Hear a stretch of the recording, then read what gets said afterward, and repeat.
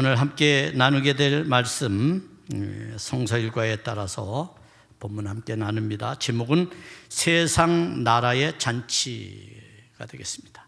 세상, 헤롯이죠. 헤롯은 당시 세상을 대변하는 사람이고 대표하는 사람이다. 자, 세상 나라의 잔치는 어떤 잔치인가? 반면에 하나님의 나라의 잔치는 어떤지를 하나님의 나라의 잔치를 다음 주에 살펴보겠습니다.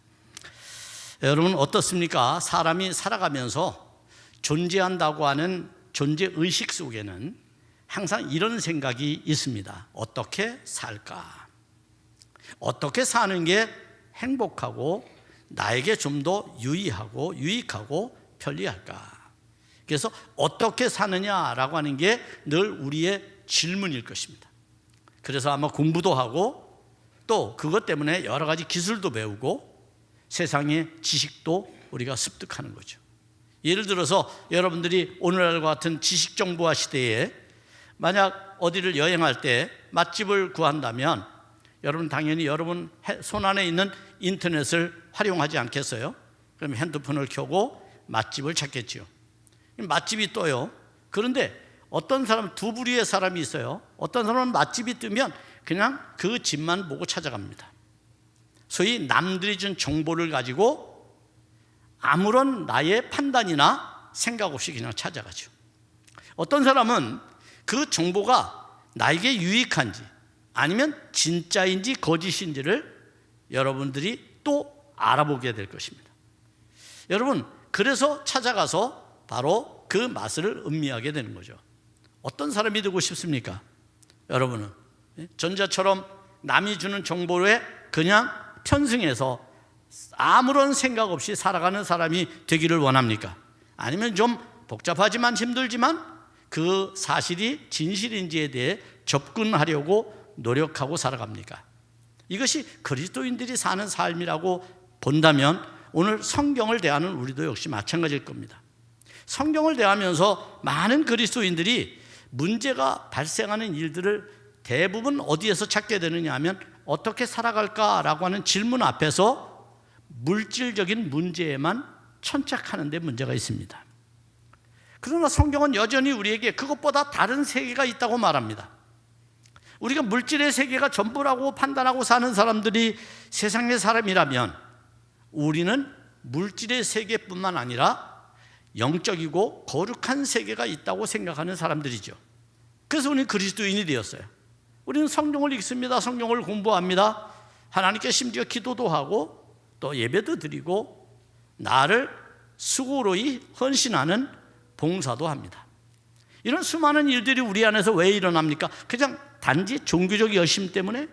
아니죠. 성경의 가르침이 우리에게 궁극적으로 유익하고 구원에 이르도록 하기 때문에 그렇게 우리가 그 방향으로 우리의 시선을 가게 되는 거고, 그리고 그 목표를 향해서 우리가 달려가게 되는 거죠.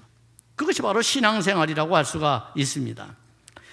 그럼에도 불구하고 많은 사람들이 아직도 물질적인 문제에 접근해서 성경을 이해하려고 합니다. 세상의 방법으로 성경을 자꾸 읽으려고 합니다. 그래서 우리는 때로 신앙에 대한 회의와 무용론에 빠지게 되죠. 세상의 지식보다 훨씬 나아야 될 영적인 세계가 그저 물질의 세계보다도 못한 그러한 현실에 빠져 있다면 우리는 여기에서 문제가 무엇인지를 찾아볼 필요가 있지 않겠습니까? 성경은 그래서 주님께서 이런 말씀을 하셨어요. 이런 문제들로 염려하는 우리에게 말합니다. 마태복음 6장 31절입니다. 31절에 그러므로 염려하여 이르기를 무엇을 먹을까, 무엇을 마실까, 무엇을 입을까 하지 말라라고 말합니다. 이제 이것을 단지 그냥 문자적으로 이해하면 예수를 믿으면 먹는 거, 마실 거, 입을 거 다 해결되겠구나 이렇게 생각하기 쉽습니다. 그러나 이 문제는 그런 이야기가 아닌 거죠. 여기 염려라고 하는 말이 있는 것처럼 많은 사람들은 이 문제에 지나친 염려를 가지고 살아간다는 겁니다. 그러다 보니 그 문제에 자기 자신을 풍덩 빠뜨리게 돼요. 그래서 그 세계 속에서 벗어나지를 못합니다. 그리고 그 세계 속에서 온갖 투쟁과 이기심과 욕망과 그리고 심지어는 살인까지 저지르게 되는 거죠. 문제는 무엇입니까? 염려가 우리를 붙잡고 있기 때문입니다. 그러면 우리가 염려하지 않아도 된다는 얘기예요? 아니죠. 염려해야죠. 이거 주님이 다 아신다고 말합니다. 그 다음 주님은 뭐라고 말합니까? 32절 33절에서 계속 이렇게 이야기를 합니다. 이는 다 이방인들이 구하는 것이라. 이방인들이 무슨 말이에요? 이방인들은 예수를 믿지 않는 세상의 사람을 말하는 겁니다. 즉 다시 말하면 하나님의 백성이 아닌 세상의 사람이죠. 세상의 기준으로, 세상이 유익하다고 하는 방법대로, 세상이 목적하는 바대로 따라서 사는 사람을 성경은 이방인이라고 부릅니다.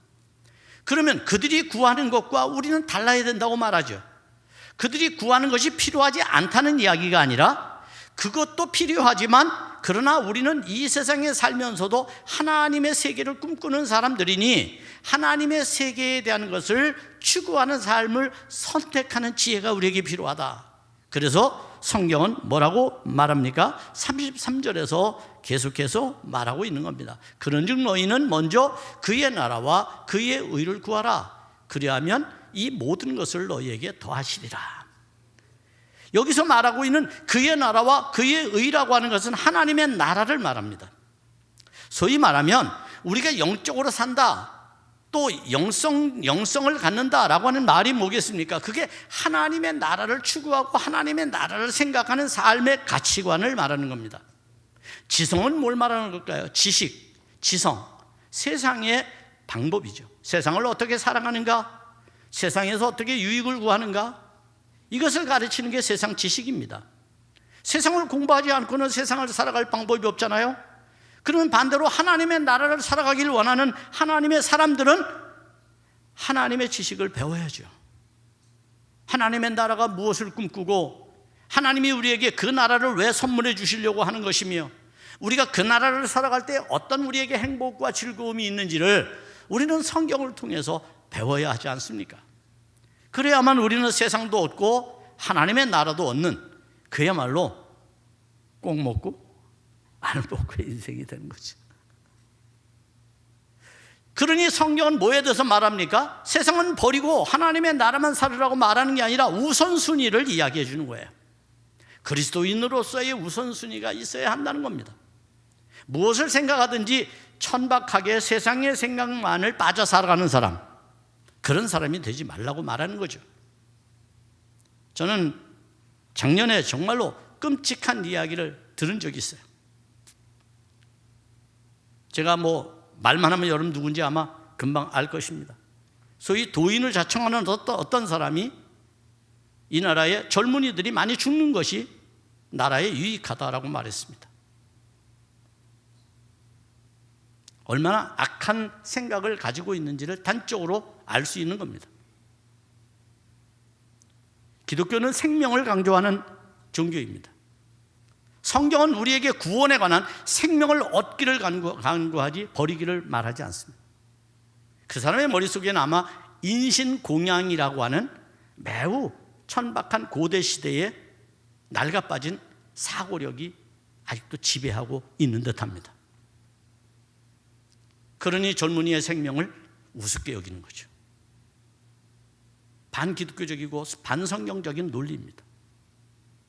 예수를 믿는 우리는 절대로 그런 생각을 해서는 안 돼요. 그건 범죄입니다. 죄악입니다. 한 생명이라도 구원하고 살려내는 게 복음이고, 그래서 천국은 우리에게 유익한 거고 하나님의 나라를 우리가 사모하는 것이라면 우리는 적어도 오늘 영적인 문제에 어떻게 우리가 접근하고 영적인 문제로 어떻게 생각하고 살아갈 것인가, 이런 이해력이 우리에게 필요하다고 말할 수가 있습니다. 그것을 가르쳐주는 것이 성경입니다. 따라서 크리스찬의 궁극적인 관심은 어디 있어야 합니까? 하나님의 나라에 있어야 합니다. 하나님의 나라에. 하나님의 나라가 우리가 생각하는 진짜 나라인 거예요. 이럴 때 신앙은 그 궁극적인 목적, 그것을 이루어낼 수 있는 것이죠. 만약에 하나님의 말씀, 성경을 물질적인 세계 속에서 이해를 한다면 우리는 궁극적인 목적을 이루어내지 못하게 될 것입니다. 그렇게 되면 우리는 어떤 사람이 됩니까? 그냥 종교만 가진 정신승리자가 됩니다. 정신승리자는 누굽니까?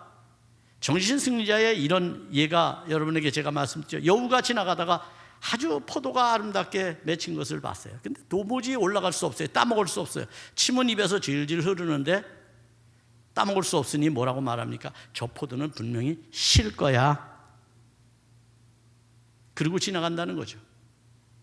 만약에 우리가 성경을 우리의 삶에 적용해서 보다 나은 가치관, 보다 나은 정체성의 인간으로 우리가 변화되지 않는다면 우리는 그냥 종교가 우리에게 주는 위안, 종교가 우리에게 주는 그냥 기복적인 신앙 안에서 우리가 정신승리자처럼 살아갈 수밖에 없습니다. 하나님이 내 안에 계시다고 말하고 성령을 입에 달고 살지만 그분은 나의 삶을 지배하지 않습니다. 오직 나를 지배하는 것은 물질의 세계일 뿐입니다. 그래서 신앙의 무용론, 신앙의 회의에 빠지게 되는 거죠. 여러분, 이걸 우리는 경계해야 됩니다.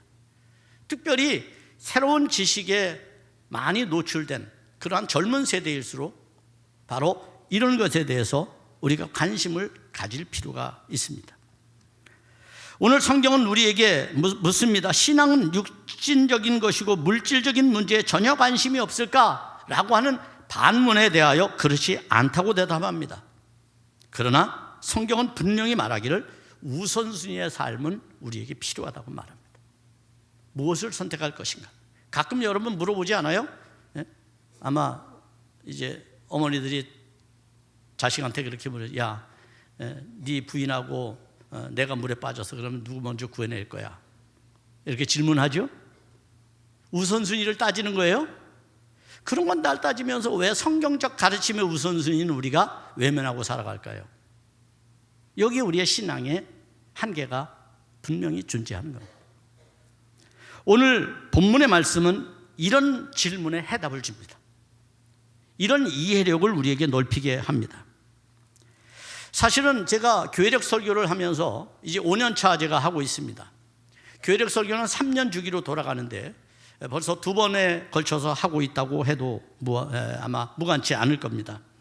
사실 오늘 성경을 제가 읽으면서 전에 말했던 성경과 좀 다른 그런 말씀으로 여러분과 함께 나누기를 원해서 여러분 성경을 읽는 중에 오늘 말씀에서 오늘 제목을 제가 생각해내게 된 것이고 설교의 방향성을 잡게 된 것입니다. 그것은 바로 23절의 말씀입니다. 23절에서 오늘 본문은 이렇게 말합니다. 또 맹세하기를 무엇이든지 내가 내게 구하면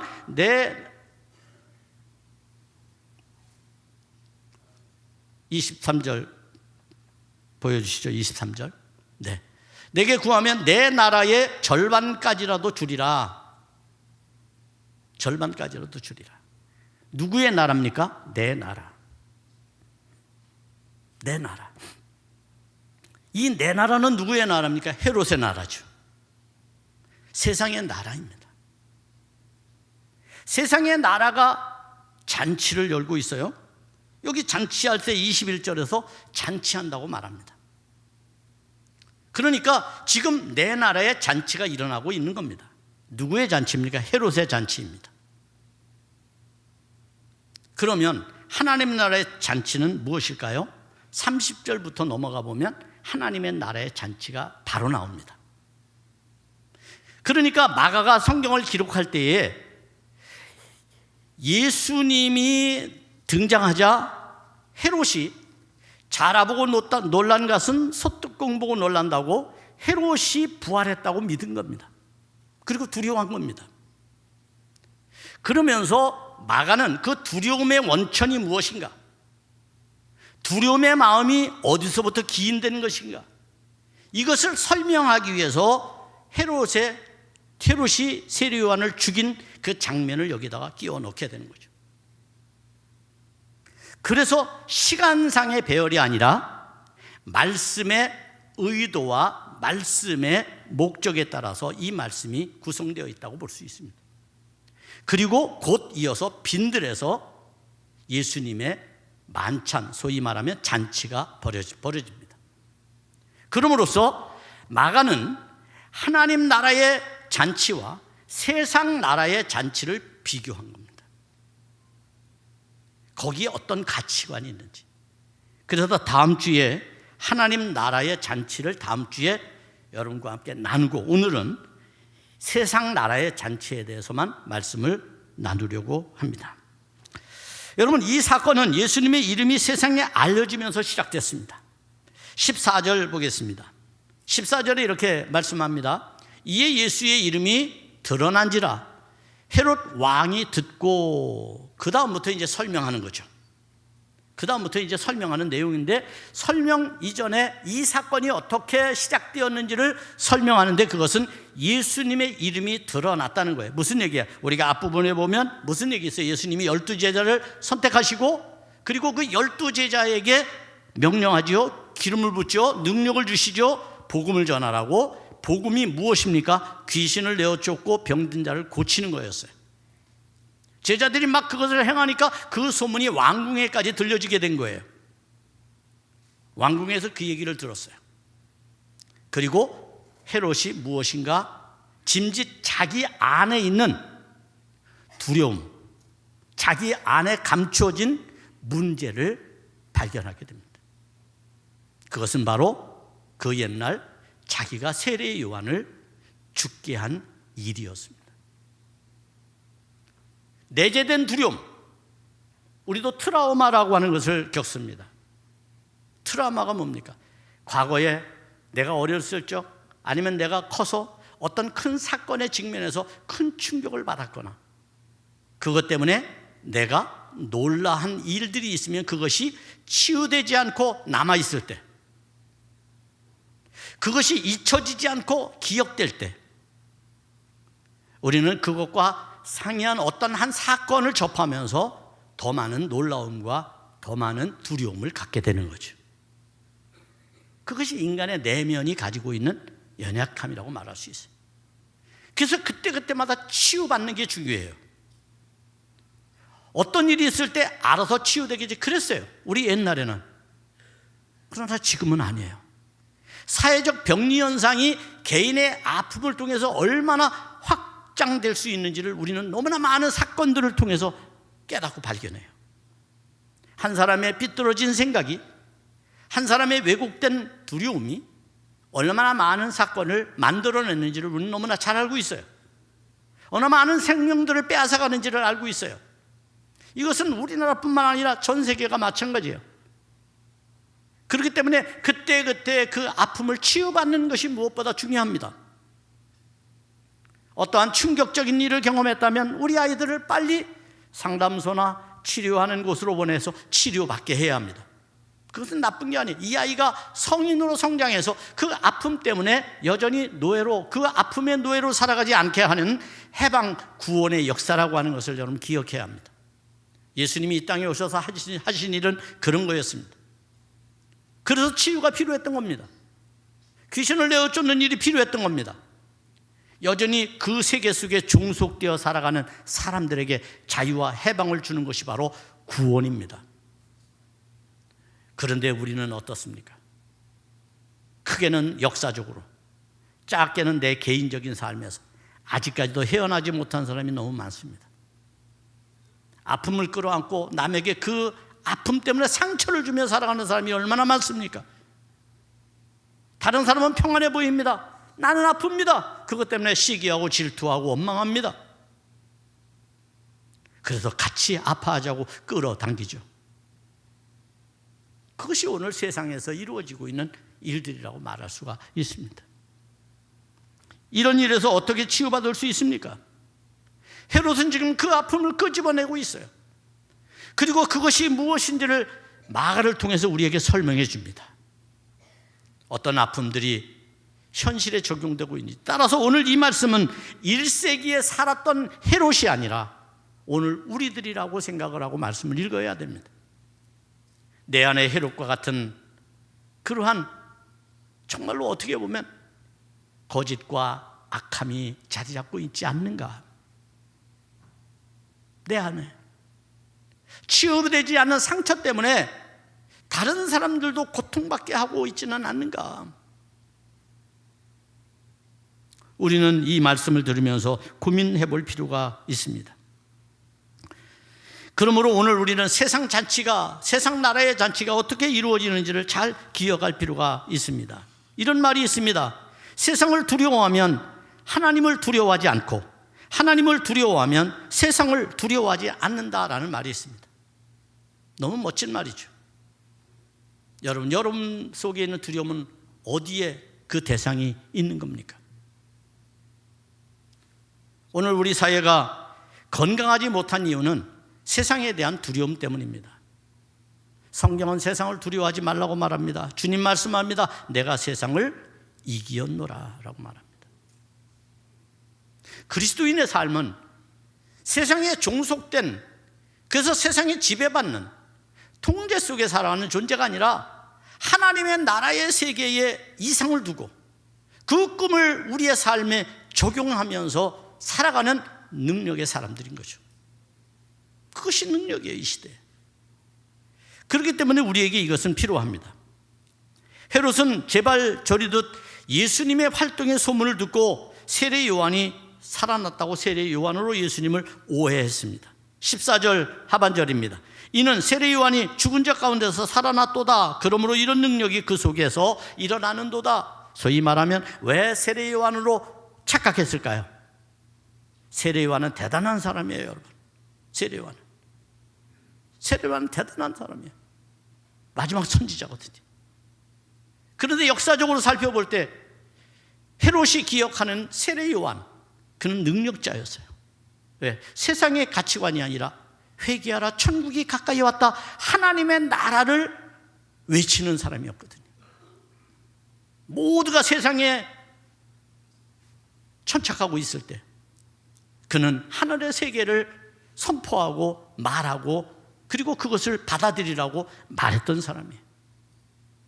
그러니 한 나라를 다스리는 헤롯의 입장에서는 이 나라야말로 권력자가 추구해야 될 최상의 나라가 되는 것이고 그 나라를 아마 얻고자 했을 거예요.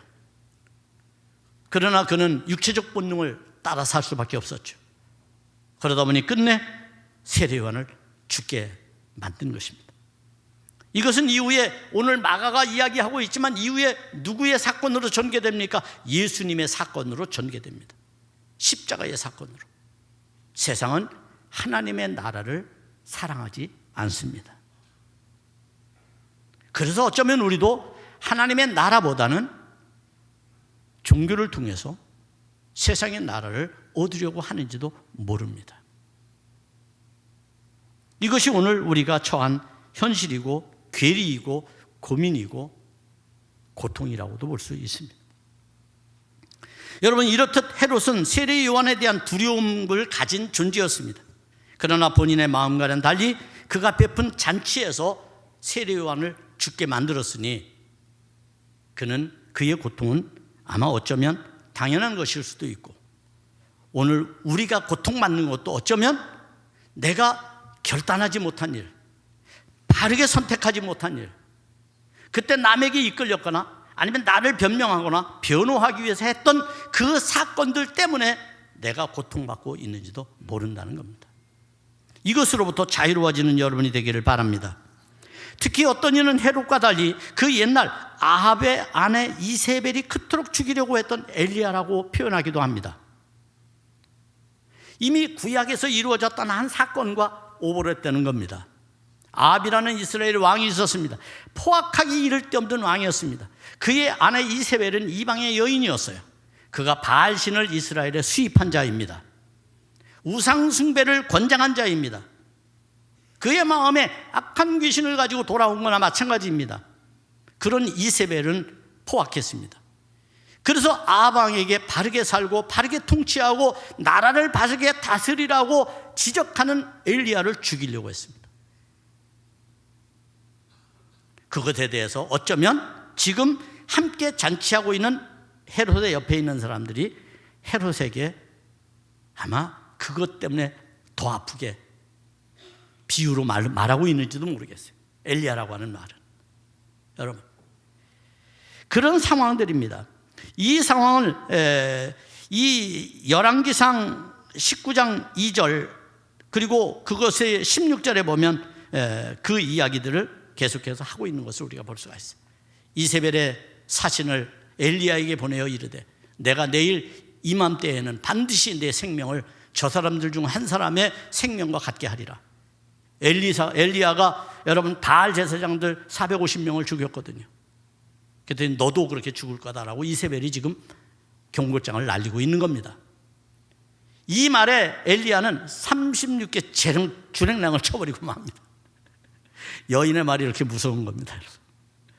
그게 성경에 나오는 사건이에요. 재밌으니까 한번 집에 가서 읽어보세요. 여러분 역시 마찬가지입니다. 지금 이 본문에 나오는 사건도 헤롯이 있지만 사실은 헤롯이 주인공이 아니라 그의 아내 헤로디아가 문제의 발단입니다. 헤로디아는 누굽니까? 헤로디아는 헤롯의 형 빌립의 아내였습니다. 그러니까 형수를 지금 헤롯이 아내로 맞이한 겁니다. 그러니 여러분 얼마나 헤로디아는 권력욕이 대단했겠습니까? 자기의 남편도 버릴 만큼 권력자 헤롯에게 붙어 먹고 있는 거죠.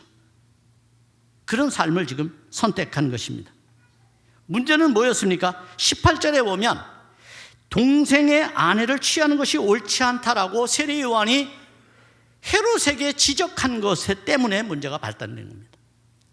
당시 유대교는 율법의 사회였습니다. 율법에서 금하고 있는 것을 지금 왕이라고 하는 헤롯이 하고 있는 겁니다. 그러니 세례요한은 참을 수가 없었습니다. 하나님의 대언자는 하나님의 말씀에 왜곡되는 것을 분명히 말해야 하고 지적해야 합니다. 그러지 않으면 다 사꾼입니다. 여러분, 이것에 대해서 성경은 분명히 우리에게 말을 해주고 있습니다.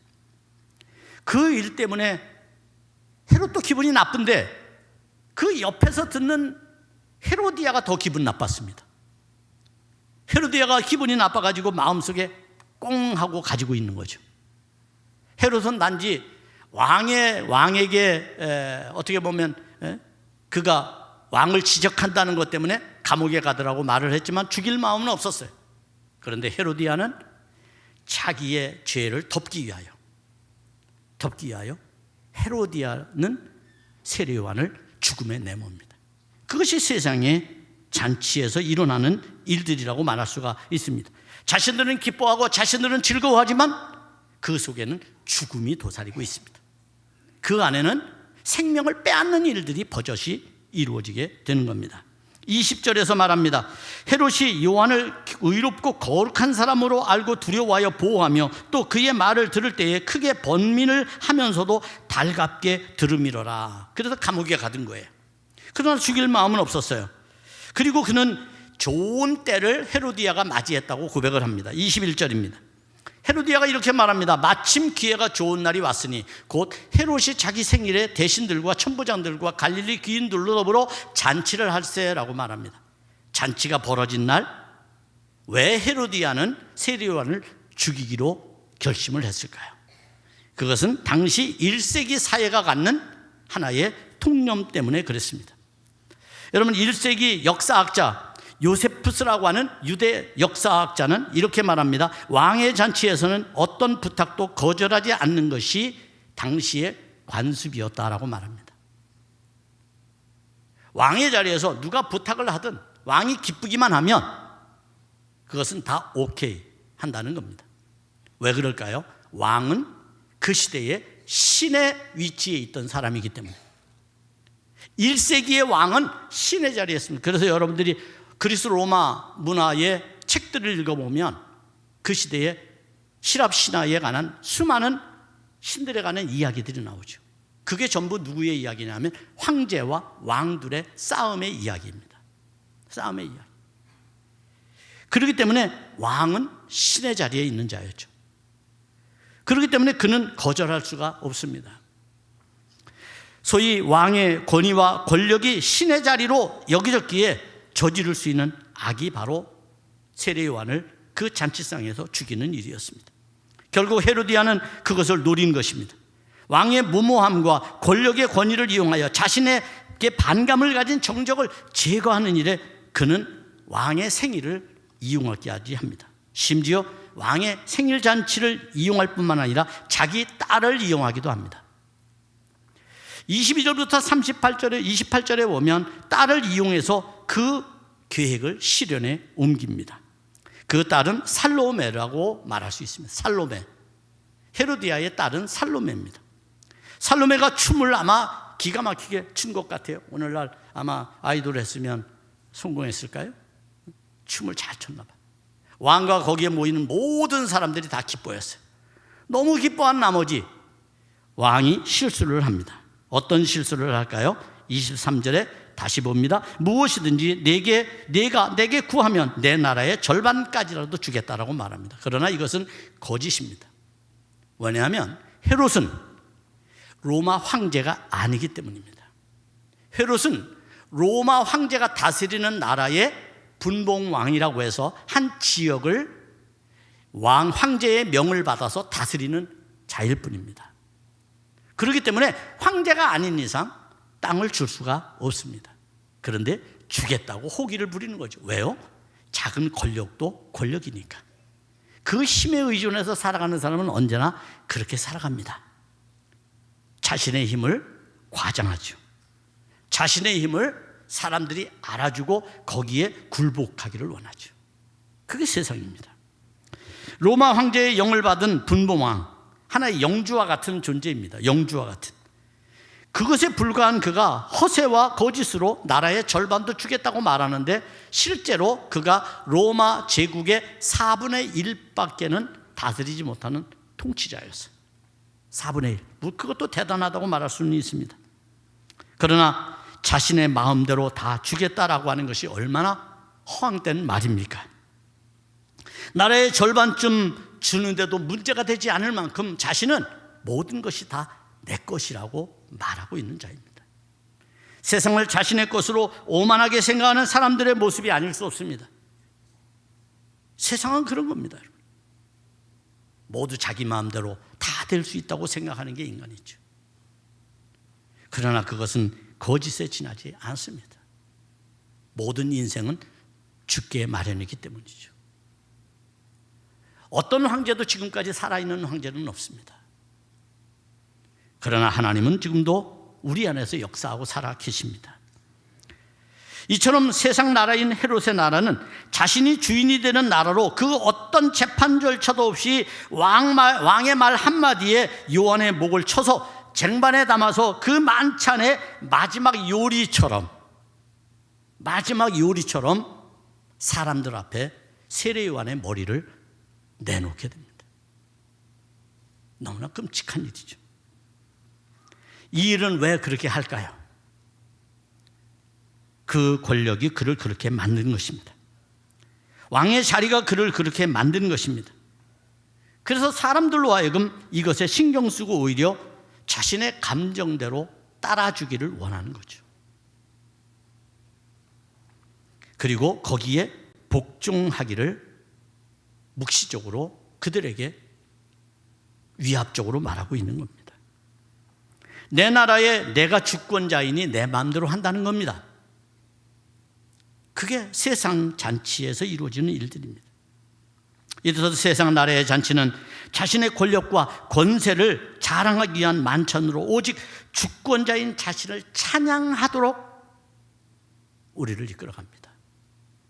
그러나 성경은 그렇지 않다고 말씀합니다.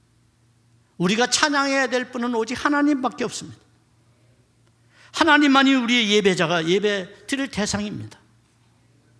그렇기 때문에 헤롯 궁에서 아무리 화려한 잔치가 벌어진다 해도 하나님의 나라의 잔치의 즐거움에는 비교가 안 되는 것이고 그 행복에는 비교가 되지 않는 것입니다. 세상 나라는 그래서 하나님의 나라를 대적합니다. 하나님의 나라가 이 땅에 이루어지기를 세상은 원하지 않습니다. 세상에서 자신의 나라에서 자신의 권력을, 자신의 위용을 나타내야 되기 때문입니다. 그래서 그들은 하나님의 나라를 전파하는 선제를 죽입니다. 반대합니다. 어쩌면 세상 나라에 너무 심취한 우리도 세상의 방법을 가르쳐주는 거짓 선지자의 말을 더 좋아하는지도 모르겠습니다. 바르게 성경을 가르치려고 외치고 있는 목회자들에게는 관심이 없습니다. 그저 크기로 따지고 그것을 능력이라고 포장하고, 그리고 그 속에 자신의 나라를 정신 승리자처럼 대입하고 살아가죠. 사랑하는 여러분, 참된 신앙은 어떤 걸까요?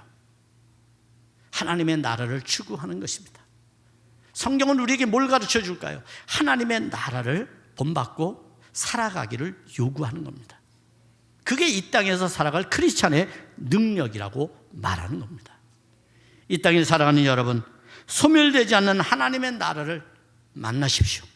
그 나라를 품으십시오. 그 나라를 살아가십시오. 그럴 때 여러분의 영적인 삶은 많은 사람들에게 선한 영향력, 기쁨, 행복, 즐거움. 그래서 하나님의 나라는 의와 희락과 화평이라고 성경은 말하는 겁니다. 여러분의 삶에 영원한 하나님의 나라가 꿈틀거리고 저 높은 것을 향하여 올라가는 비전의 역사들이 있기를 주의 이름으로 축복합니다.